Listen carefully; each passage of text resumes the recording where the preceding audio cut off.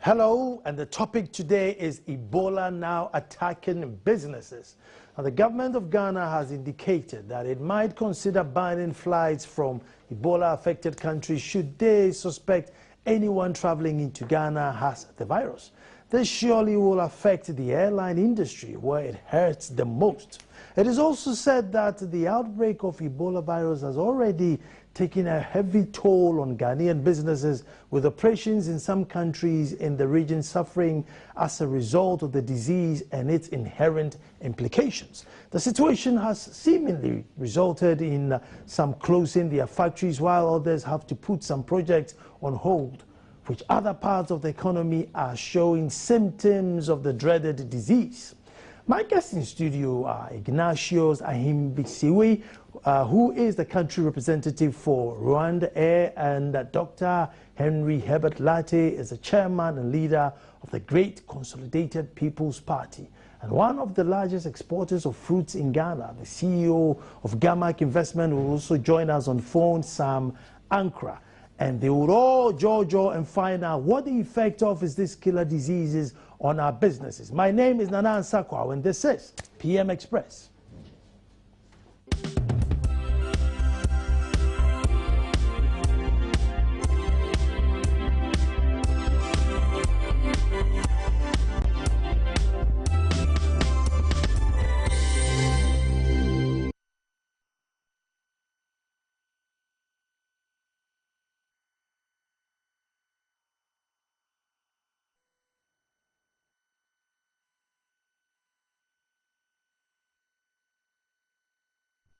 Well, Ebola attacking businesses, and that's the matter. We have looked at its effect on our health and protected us, and we have refused to shake. We come up with all funny shaking and everything in terms of contacting our brothers and sisters. But then you ask, what is the effect on businesses? Because if the guy is refusing to shake you, is he going to come in and patronize your business?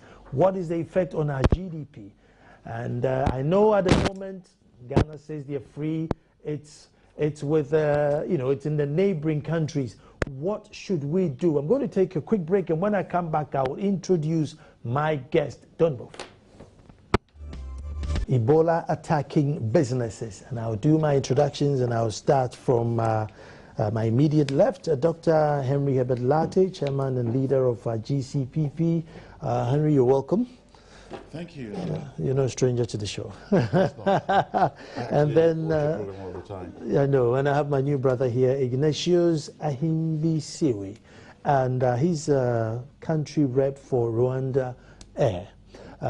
You're welcome, Ignatius. Thank you very much. Let me acknowledge Odenehun Kwafu Akuto III. I know you were glued to your TV watching the effect of Ebola businesses, Ebola effect on business. Welcome to the show too. Henry, let me start with you. I know you are a fruit exporter. So first question is, has it affected you in any way? Not now. As of now, I'm not exporting fresh fruits anymore. I'm building a factory to export smoothies. You have to add value. Although we're the largest certified organic exporters and producers in the world, the market started pushing our prices down. So I decided, well, this is not the right thing to do. So we've gone into producing with a view to build a real nice, huge factory, excellent facilities. To export smoothies, right? Smoothies and IQF fruits. That's adding value to our product. With a very short shelf life. We'll come back into it and find out how quick you can get the smoothies out of the farm into, who wants to have it. Let me go. But having said that, I spoke to one of my best buyers, who's a category manager. They supply Sainsbury's in the UK, Tesco in the UK, and Waitrose. They are nervous at the moment, but they're still buying from Ghana. They're still buying from Senegal and the Gambia, because we have not been affected. They're still nervous. But because our systems are quite correct and we haven't had the Ebola problem, they're still buying from us. It's not a problem at the moment. So fingers crossed, basically. Absolutely. Fingers crossed. Ignatius, you are in the airline business, and so you are sort of linked to the tourism business in a way. Now, have you seen any drop or? Yeah, some drops are now quite evident, though not yet to a bigger threat. But then I'm talking maybe on behalf of Rwanda Air, because of course. the only country so far that we do business with that is having Ebola cases identified and confirmed is Nigeria, because we transit through, we operate from Kigali to Lagos, and we even, as we are traveling to Accra, we transit through Lagos. So there is a threat, and you know, Ebola is a fatal disease, and everyone is conscious about his life. We get it once and lose it once, so everyone is very conscious about this. So questions are there when we are trying to deal with our clients. The questions they ask show that they are really fearful. So meaning behind the scenes there could be some clients that we are missing out. So that one is showing kind of a pinch on our business. But so far the figures still remain a bit consistent to what they were before. Maybe normally August we consider it as a high season, but it's not really showing up as high season. Maybe it's still reflecting as if it is like in the previous seasons, meaning it could be the result maybe because of this Ebola outbreak. Let me go to the phone, and then we have I have Sam Ankra on the line, who's CEO of Gamak Investment. Sam, welcome to the show. Thank you, Nana. Sam, we're looking at Ebola and its attack, well, it's attacking business or its effect on businesses. Have you suffered any losses? Absolutely, Nana. I mean, the nature of the business that we do, it involves a lot of face-to-face and traveling around in the region. At the moment, because of the current situation, we can't do that. And what is even alarming is the commodity side of the business, which we have to charter vessels and get vessels to send petroleum products and other sub-commodities to the region. Currently, vessel brokers and vessel owners are not willing to send their vessels to this region because the crew don't want to be here. Wow. And this is gradually turning to be a very serious issue. But Sam, even though we haven't recorded anything, they're still apprehensive? Yes, I mean, the perception there is West Africa is West Africa. People are not, basically, they don't know the difference between Nigeria, Ghana, or Liberia, or Sierra Leone. So far as there's an issue in the region, it covers everybody. Sam, hold on for me, because that's an intriguing question for Henry. Henry, you know, his clients are categorizing West Africa as one, but yours are... What product is he producing? He's in tourism and stuff. Tourism, yeah. That's a different ball game. Even ours is more dangerous because you're dealing with food. Food safety is very important. But because of certification, you just don't get up and export to Europe. You have to have global gap certification. And all the standards are there, food safety and all those things, traceability and all that. So they are aware we are sending good quality fruits that have been properly taken care of. Although we do all this, they are still nervous, but they haven't said don't bring any fruits. They are still buying because they have not found it here. I'm talking of England. In America it's different. My cousin and my sister, my sister came to bury my mother. She went in, they wouldn't allow her to go to work. So I asked them to sue them. Sue them. How can they say that? So if they want to make sure... They want to keep you away for what, like 21 days incubation period before? I said let them take you to incubation period, go through the whole system, and if you find out you don't have it, then you sue them because it's against your human rights. My brother, my foster brother, Dr. Kofi Asamoah, who was the USAID at the Ministry of Finance, he just came back. He got there, he had malaria. They put him through quarantine. They excluded him from everywhere. They thought he had it because he had a high temperature. And he was shivering. It looked as though it was, for them, was Ebola. They kept him out of, look, they treated him like an animal. They put him somewhere else. And then when they gave him the tablets, they have an agency called the CDC, right? Center for Disease Control. Yes, from the Emory University. They checked him out. Really thoroughly checked. The doctors started wearing things like, you know, you're going to space. They covered themselves, peeping through the windows and all that. Ebola case. And then later on, they gave him food. And then he consumed the food so well. Then they started backing, oh, no, he hasn't got Ebola. But this is how they react. And I would do the same. Come on, we shouldn't allow any aircraft to come from Guinea, Sierra Leone, and Liberia. We should also be very, very proactive. Well, so then, Ignatius, there's you still flying into Nigeria. I mean, Yes. would you want to cancel your flights until they are clear, or is business as usual until a crisis happens? The threat is there, but there are preventive measures that have been taken care of. That's why we are not stopping the flights at the moment, because right away from our country, from Rwanda, there was an Ebola preparedness plan that was set early in time since the outbreak of Ebola in West Africa, because we knew we have at least 2 or more flights from this region, so we expected anything could happen. And Ebola is not a new disease in that region, because, you know, way back it was in the Democratic Republic of Congo, in Uganda it claimed so many lives. So since then there were plans to be prepared if at all it happened, maybe to show some cases in Rwanda. Though fortunately up to now no case has ever been identified in Rwanda, but there are various measures that we have taken right away from the country inside, but also for travel businesses at all borders, be it on road related borders. There are measures that have been taken. At airports, there are measures that have been taken. On board the aircraft, measures have been taken in order even to prevent it right away from before even we expect any suspect in the country. In Rwanda, we have the Rwanda Biometric Center has trained various medical practitioners and set them at every destination that we operate. So at every check-in point at the flight time, there is at least an assigned medical personnel to do the screening even before the airport authorities do their own screening. So we expect very few, or if any, to enter even the aircraft having any sign of Ebola, because the screening starts right away from check-in. So if any case can escape at the arrival in Kigali, there are also other screening practices that are done. So any identified person, maybe with some kind of suspicious symptoms, there is also a clinic at the airport that has been set particularly to deal with those cases. You have a clinic at the airport too, yes, in Kigali? In Kigali.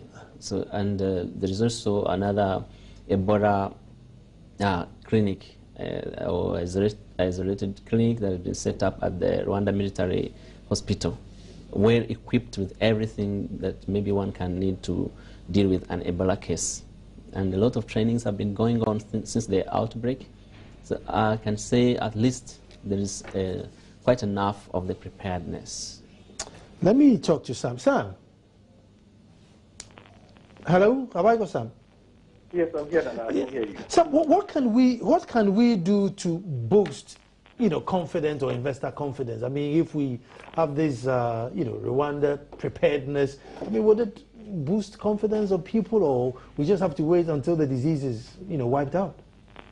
Well, now you've asked a very serious question, but I think it all boils down to education and the perception of people.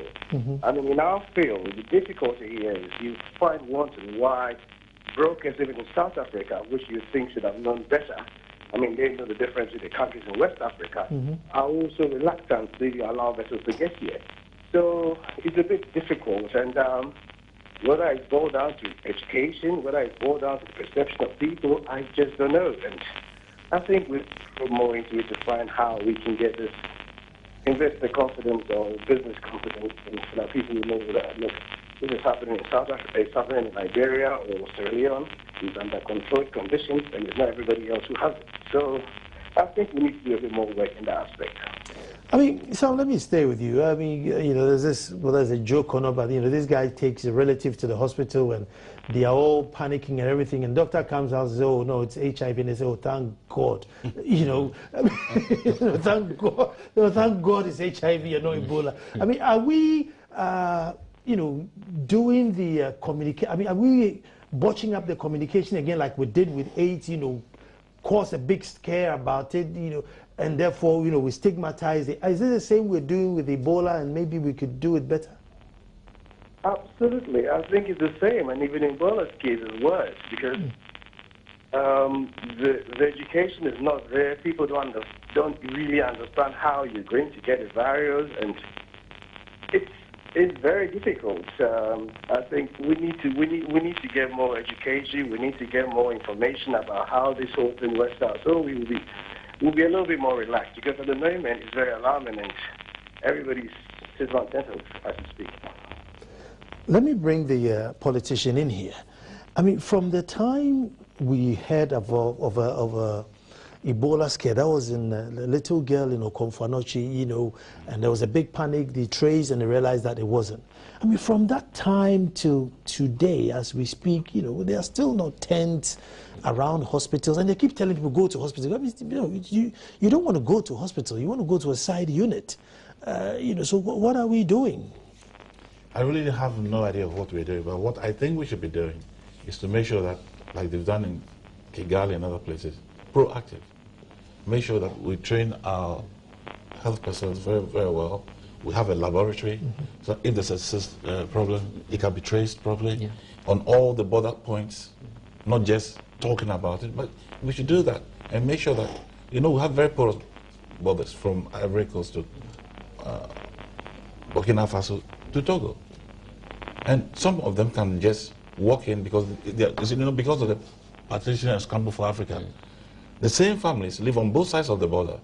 So your relative could be in Cote d'Ivoire and walk to you, not knowing that they've got the thing. So what they should do is, if any family is coming from Cote d'Ivoire or come from Togo, before they come to you, let them go through the screening before they come and visit. This is what we should be doing. And I don't think we're doing that. It's so important, because if we don't do that, we're going to start getting slippages, and then it will affect it. For now, it hasn't happened. So it hasn't affected our exports to the UK. It hasn't happened in Senegal. It hasn't affected it. It's so important that we keep this situation serious. It's a deadly disease. It's quite frightening. That's why it was funny when someone said, oh, thank God I've got HIV. I've got a chance of living. You have no chance, hemorrhages and things like that. And also there are so many different Ebola cases that it's difficult to identify. So we should be very proactive and make sure that we have some of these, clinics with the laboratory there before the relatives come in. Don't let them come to you. If they're coming, these days we all have mobile phones, fortunately. You call them, please, before you visit me, please go through that laboratory before you come to me. That's what we should be doing to keep our borders safe. I mean, I put something on my Facebook, and Nana Brimpong came and says, look, he works for Kukufu Hospital, and as of now, there's not even a single leaflet on Ebola, because what the doctors are saying, like, if you come in now with Ebola, and you came with, let's say, 6 people, what then do I do? I mean, where do I keep the other 6? Do I arrest them? Do I lock them up? So the protocols have been done. So authorities, please lay down some protocols. But what I want to find out from you, Ignatius, is, some of the regions are not as prepared as you. So you've done everything that you should do. So what's our unpreparedness, effect on your business? Yeah, it may if we also sleep a bit, because when in the preparedness plan that has been set in Rwanda, it includes being prepared for any outbreak inside Rwanda, and also being prepared for any suspect or any threat that can come from external forces. That's why I said even at all entrance points where maybe we are bordering other countries, there are some plans that have been set there to prevent right away from there. Anyone that enters the country is screened, and they are very trained and equipped medical practitioners that are assigned for that duty. That's why... And you have a clinic next to the airport, you said? In the airport, inside the airport premises. Like an isolation center? It's an isolation center, but it's set as a well-equipped clinic that is meant purposely for any Ebola suspect, or even any other kind of illness, because those illnesses, you never know, because the incubation period ranges from 2 to 21 days for Ebola. So someone can just have a fever, and maybe in the 3rd day, so they still need to treat that person until the other symptoms show up, and they can deal with that instead of just releasing and maybe can cause any threat. Like you were asking any external threats. That's why I said Rwanda has even gone to the extent of sending trained medical personnel at airports of origin or transit. They are not our countries, but there are some assigned. The Ministry of Health has sent those people there. Like in Accra here, we have one at check-in. It does some screening before even the Ghana assigned authorities or Ghana airport assigned authorities do another screening. So right away from check-in, because we expect, though there is no Ebola in Accra or in Ghana, but some transiting passengers could be coming from Sierra Leone, from Guinea, or any other country that is affected, maybe having not shown up those symptoms. But at the time of travel on our aircraft, maybe some symptoms could be maybe coming up. So the medical practitioner there is there to do that kind of screening before the person enters the aircraft.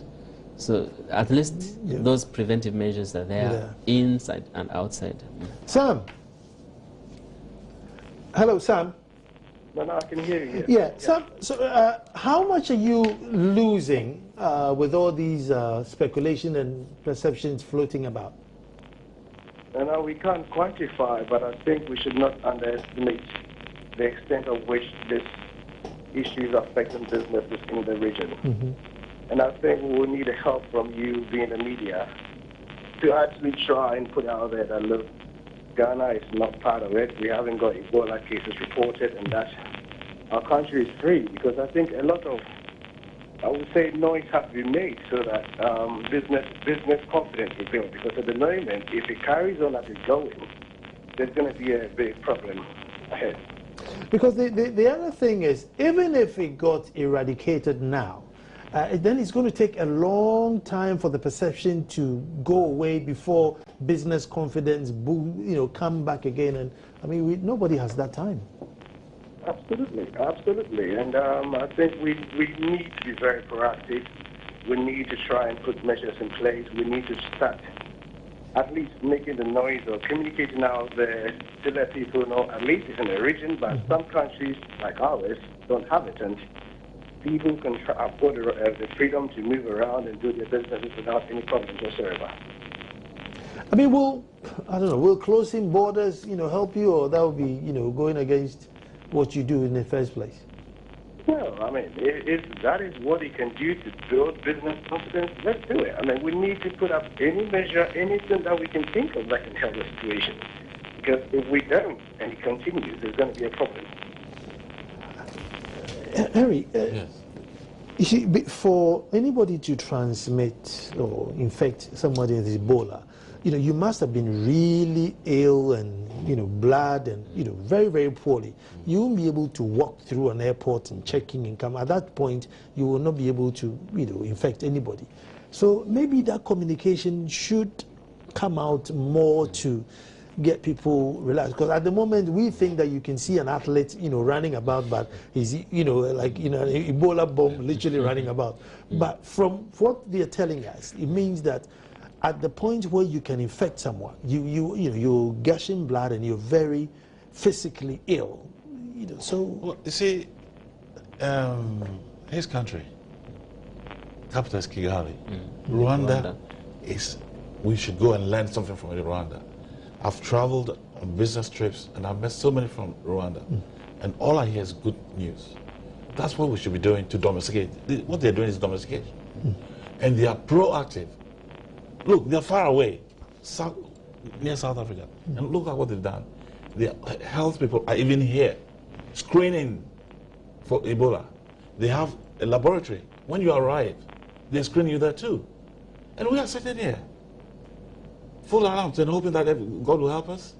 It's crazy. We have to do something. We can't continue doing the same old thing. Oh, God will help us and it's going to be okay. Yes, God will help us, but if you don't help yourself, God will not help you. Look, I really admire you. You come and you talk with confidence. You know what is going on. And here, they haven't closed their, they don't need to close their borders because they put all the right structures in place. We are lucky that in the UK, they are panicking, but because we've not had the virus in Ghana and Senegal and Gambia, they're still buying our fruits. In Sierra Leone, They themselves, they are running away from their farm, their rice farms. They are not going to the farms, the farmers. So their GDP has been affected. It's frightening. It's a frightening thought. And we seem not to be serious about it. Look at what he's told you. Rwanda. And they've done all this, it's in place. Ghana, nothing is gone, well, not that I know of. We're talking about it. Are we actually doing it? We talk too much, we don't do anything. That's all we're good at doing. Talking, talk. They have put the things in place. And it's here. And they're far away. And they have their own people coming in and screening before you go on the plane. Is any of the aircraft doing that? Are we doing that in Ghana? Are you aware of it? Well, I think there's some screening going on at the airport. Screening at the airport is there. There are some some forms to fill, and there's some.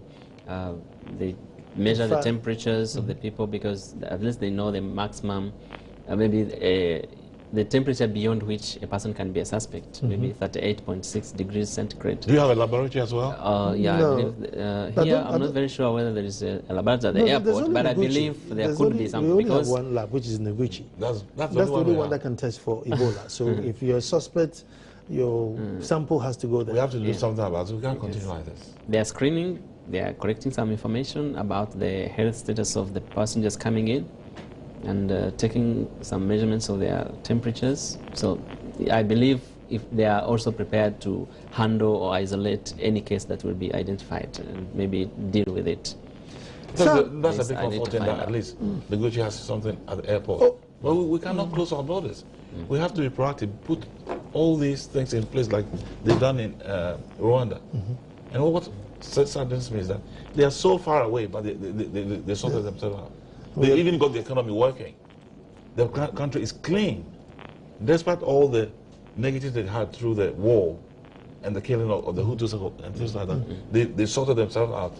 And they've got one of the best economies in Africa. Not only that, they are proactive. They are thinking, not only talking, but doing things. This is what we should be doing. Sam. Sam, they say every problem is a opportunity in disguise. I mean, what opportunity is in this, is disguised in this form to help industry? I mean, what do we do? Change into some health? Maybe start doing, blood testing, and to boost the business. I mean, what do we do? Well, that is a question everybody's asking. What do we do? I mean, that's where we are now. As the apologists have been saying, we need to try and do a bit more than what we're talking. Certain things need to be put in place. We need to have tangible. People have to be confident. They have to walk out there and feel confident. And look, we have structures in place. We have systems in place that is taking care of this. Once that is done, I'm sure it will get us to be a little bit more relaxed, and we can carry on business as usual. Apart from Ebola, how much was the CD, affecting business? Oh, that what? Are we going to talk about this now? I just want to know how much the Ebola has just, made things worse, Well, I mean, it's just one thing after the other. I mean, I'm sure the evidence of the aftermath of that is there for everybody else to see. And let's hope it gets better.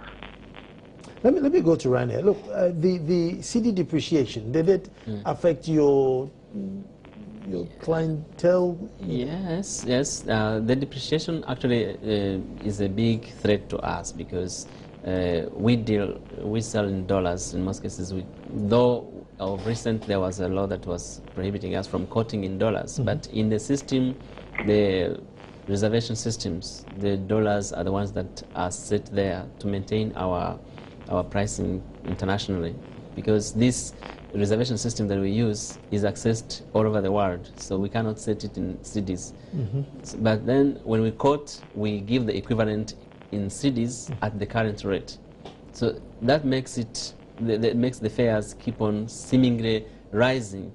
But even for us, it is Monday, constant. come back next Monday. It is constant for us, but because of the CD devaluation, it is seemingly expensive, getting expensive every week, because at least you find almost every week there is an increment on the exchange rate, which is in the system, but because of the change in the exchange rate.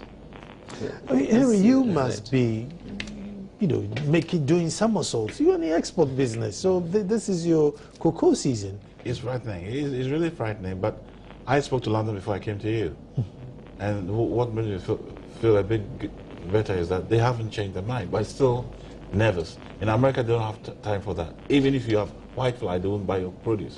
They are very, very strict in America, to a point. And even when my sister got there, even she couldn't go to her office. When Kofi went there and he had malaria, they put him in an isolation center. I'm going to take a break. When I come back, I'm coming back to Henry to find out that because he is in an export business, and if the cedi was falling, the Ebola hasn't affected it, he must be, happy. Stay tuned. I'm coming.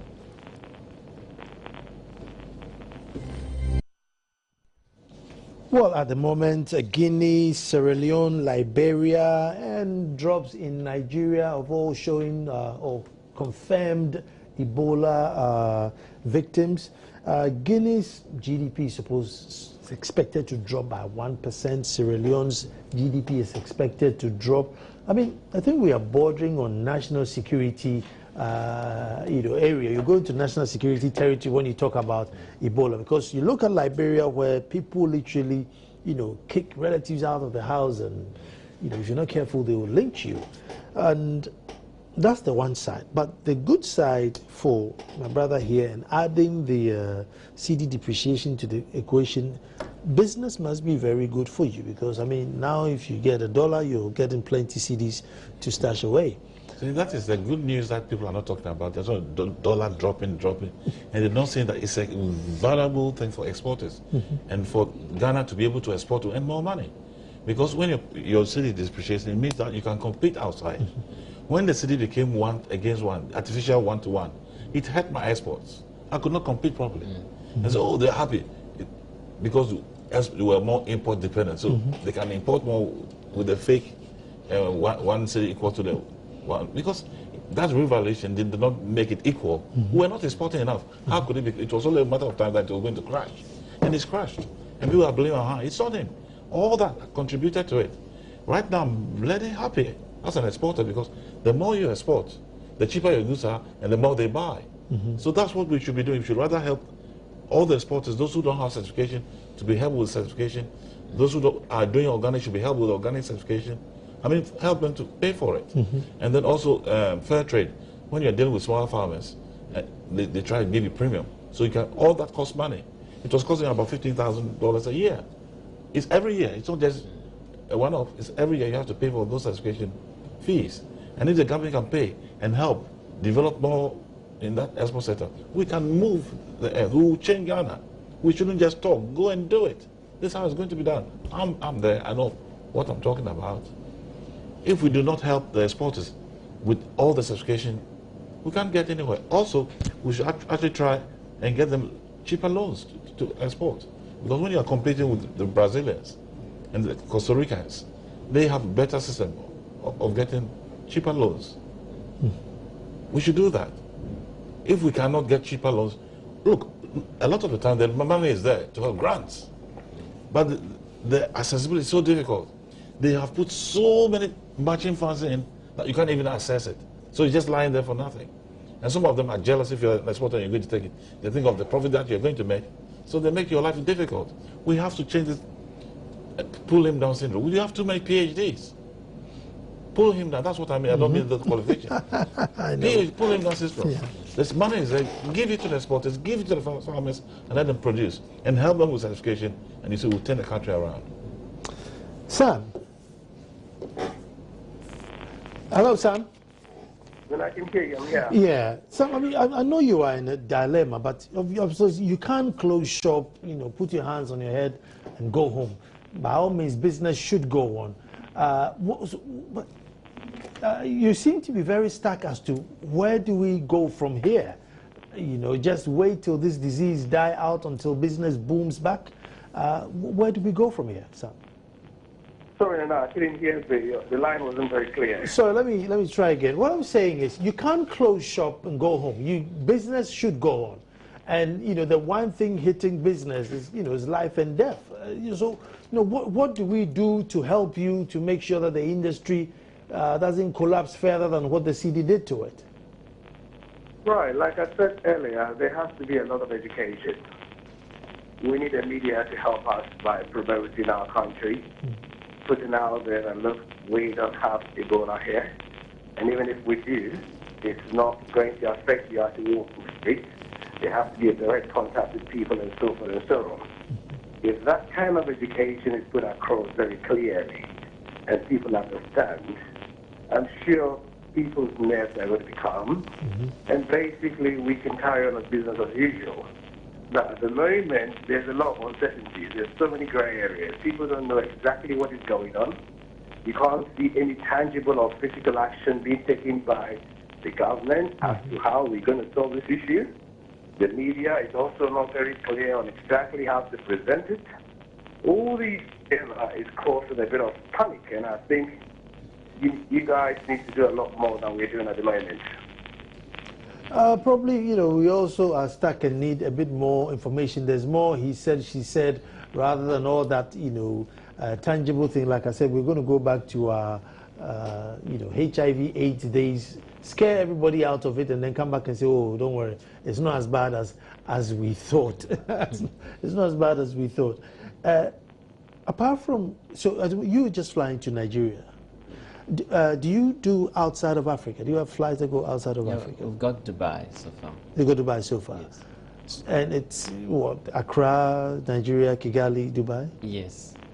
And are the Dubai receptive, Dubaians receptive about you coming in? They are, because already we have shown them that we are ready to deal with any case, or even to prevent. Actually, we have shown them our plan to make them confident of the passengers coming in, of us bringing in some passengers, because we show them how we do the screening right away from the point of origin to Dubai itself, or even to other destinations. We go to Johannesburg. So do you know every passenger's temperature before they come? Yes. Well, Sam, I think that's what you were saying. I think with a bit more information and a bit more proactive to tell people that, listen, everybody that we are dealing with has been checked. It might help the industry, like Ignatius is saying. Hello, Sam. I was just saying that Ignatius here, and he's the rep for Rwanda Air in Accra, and they fly to Dubai. So I was just trying to find out if the Dubaians are receptive, and I said yes, because they tell them that everybody is checked, and indeed, every passenger's temperature is kept on record. So they are comfortable that, well, you're not bringing us any sick person, and like you're saying, maybe if we do that, it might help the industry a bit. Absolutely. I mean, to an extent, people want information. They need to be educated, and I'm sure once these information are put out there, confidence will be built. But whereby people don't know and there's a fear of uncertainty, it always causes panic. And at the moment, that is how it seems to be like. In the tourist industry, I mean, August should be your boom months. I mean, this is your cocoa season. Absolutely, it's supposed to be, but unfortunately it's not because of Ebola. Dear. It's very tough for this industry. It's really, really tough. But what I find that we're not doing compared to Kigali or Rwanda is we're not putting the structures in place. Like they've done, they have leaflets, every school, everywhere that you go. In churches. In churches. Not all, it's going out. The information is going, so everybody knows what is going on. And then they have laboratories. And we have Noguchi, just one. Can't we do something about it? We have to do something about it and have all laboratories around the country. We have to do that. We have to find the money and do it. I'm sure the donors can help as well, but they don't want it in their own countries. We should go and try and get it done. Is it probably a good time to negotiate, isn't it? If you don't help me, I'm bringing you. If you don't help me, I'm bringing you. It's not very funny, Sam, I mean, is your industry? I mean, members from your industry, maybe you need to agitate a bit and put pressure on the state to say, listen, I know you say you're going to do it, but can you do it like yesterday, because it's more serious than we think as far as business is concerned, not only health. Well, we've started. I mean, we're talking to the people that matter, and we believe they can take it forward and take action on it. I mean, have they given you any explanation as to, you know, the usual due to financial constraint or? Unfortunately, not on this issue. I mean, everybody that you speak to seems to be very motivated. They seem to be quite enthusiastic for trying to find a solution or do something to help. So let's, for now, just believe that something is going to happen afterwards. I mean, Henry, the president said he's pledged, I think, 6 million Ghana cedis towards it. And I think you just have to use it quick enough. That's a good start, but we have to put more in. You see, the problem we have with the business that you spoke to, Americans are very fickle. They see West Africa as one country. That's how they say it, period. So when you say West Africa, they see Ghana all this as one country. They don't even appreciate that we're different countries. And that's why my sister and my brother had problems. When they went, oh, it's West Africa. So come on, you've got it. Don't come to work. That's how they are. That's how they think. So when you have the visitor coming from America, you have a huge problem. He can't do much about it other than doing what they're doing in Kigali. If we do that properly and then they see that your systems are in place, then they will not fear. Then they will be happy to, because even when they take you, like Kofi went in, they checked him and everything. When they realized it was okay and he was eating okay, they did let him out. They are scared. If you give them the reasons why. You see, that's why now, if you want to send fruits to Europe, you have to have, even to America, you have to have global gas certification. Food safety is so important. So they know your food is clean, you have traceability even to the plant. When you send the fruit and there's a problem, they can trace it to the plant, to the plot. Everybody, you see, let me stay with you. And all we need now is isolation centers. So a tent, you know, with a carpet on the floor, you know, a couple of beds in it, intravenous infusions just in case. I mean, how difficult is that to rally tents, you know, and post it by hospitals and just in case? Is that what you have? Is that tents you have? Not tents really, because no, but we can't build now. Yeah. But tents can be there, and they can also be effective if they are the infectious precaution measures are really taken. They can still serve the purpose if they are equipped with what is necessary to deal with Ebola cases, and all infectious prevention or precautions are taken, the measures are taken. I think they can still serve the purpose. So, but they still have to be very careful and educate the public, because if the public is not aware of the threat and how to deal with it, they will still cause problems. I was reading one article today in Liberia, where there was an isolation center, and the angry civilians or people came and attacked the tent. They even looted the mattresses and other equipment that were being used. And this is an isolation center that was handling some Ebola cases. So now they have brought the forces, the army and police and the nurses. They have just got that slum of almost 50,000 people. It is now, the whole of it is now isolated and surrounded by army as if there is a war there, or an enemy having hidden there. They are searching for those equipment that have been stolen, and they have to isolate all the 50,000 so that no outbreak can come out of them. I mean, that's a national this is lack of the awareness. How can they go and attack an isolation center that has been holding Ebola cases? So, and they are going to sleep on this mattress. They have stolen the gumboots and the gowns and everything. They are going to put them on, meaning even all the deaths that have been there, all the cases that have been there, they have learned nothing, and they still can expose themselves to the threat, to the disease. So public awareness is very, very mandatory. And you know, the patient and steal the mattresses and the protective boots and gloves and run away. I mean, the stories like this would hurt your business. Well, no, I mean, sometimes these things are very difficult to explain or talk about. I mean, it goes down to poverty. When people are suffering and they need, it doesn't matter how they obtain what they need, they can do whatever. So these are also other areas that we have to look at. I mean, to the extent that people have to go through a deadly virus or diseases to get something, I mean, it's quite a strange story to put out there. I've seen suicide, but I think this is even dangerous than suicide. I mean, suicide, you're just taking yourself away. But this, you're going to wipe up your whole family. Sure. Absolutely. Yeah. What we should do, to be quite honest, is to follow the Kigali example. We should have laboratories throughout the country. We should send more flyers to churches, to schools, all the centers that people gather.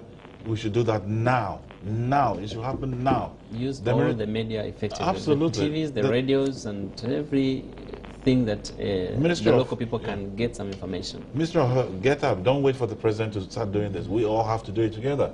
We are all, if you're dying, it's not the president who comes and stand in front of you and save you. You save yourself.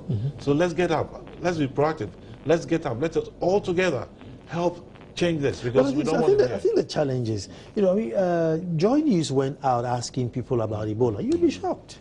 Oh, somebody says, oh, I just get when I get it, I'll just take the medicine. Somebody says, oh, I just get the vaccine. Oh,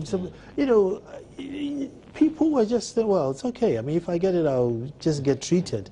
That's what they're doing. Information. So pass the information on to the churches, to where they're playing Kalogo, in the dance halls, everywhere, at the airport, in the offices. The information should go out very, very quickly. And let's get the action. And this one, then we need to talk, because you need to pass on the information. The talking time is now. Let's send the talking out. Let them know, send the flyers out. Let everybody know what is going on. You see, Dan, 2 days ago on the Super Morning Show, I mean, Kolebu doctors were agitating. Now, listen, we don't know what to do when you get an Ebola patient.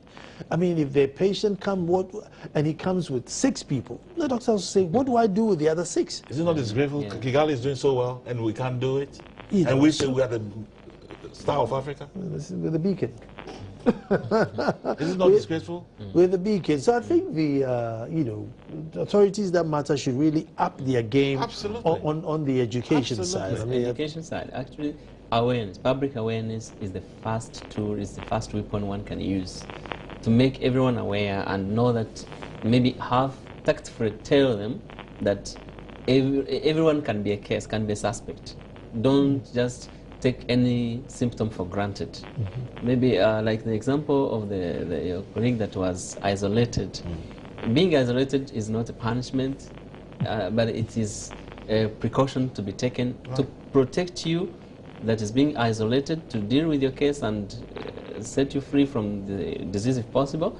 But again, is to protect the wider majority of the people that can contract this disease. So if you see any blood anywhere, don't think this is for a goat, and maybe because in our country there is no Ebola, I can touch it. Just believe in your mind, in your psychology, in your conscience, that this blood is contaminated with Ebola. Take it like that. Don't touch it. Don't take anything for granted regarding this. And this is all about awareness. But still, why I use the word tact-free is to avoid people panicking and maybe stopping even what they could do before they get this disease, and maybe it can hurt the economy more. Well, gentlemen, thank you very much. That's what time will allow me. Sam, thank you very much for joining us. Welcome. Dr. Henry Latte, thank you. And Ignatius. Can I make one appeal? Just quick one. To all Ghanaians, please, let's get up. Don't wait for the deadly disease to kill us. Let's be proactive. Let's start talking to each other. Those who are listening to this information, talk to your friends. You've heard what we talked about. Let's be safe, and let's keep Ghana going. And let's be like Rwanda.